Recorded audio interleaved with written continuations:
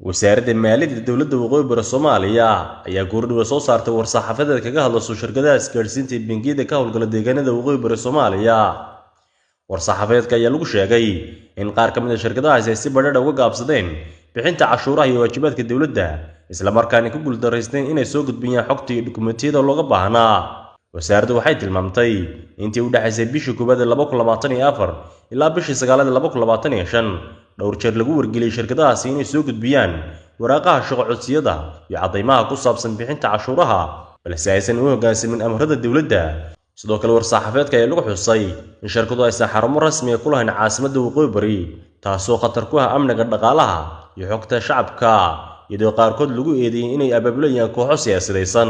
oo aan sharci ahayn. Wasaaradda maaliyaddu waxay ku adkaysay in shirkadahaasi ay tahay in mid kasta si gooni uga soo jawaabto codsiyadii iyo amaradii hore u heshay, isla markaana ay soo gudbiyaan cadeymo muujinaya bixinta cashuuraha iyo waajibaadka kale ee dawliga ah,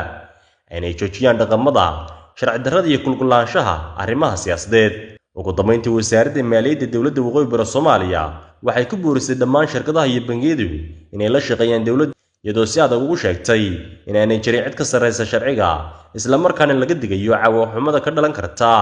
abaabulka kooxaysan iyo ka hortagga dowladnimada.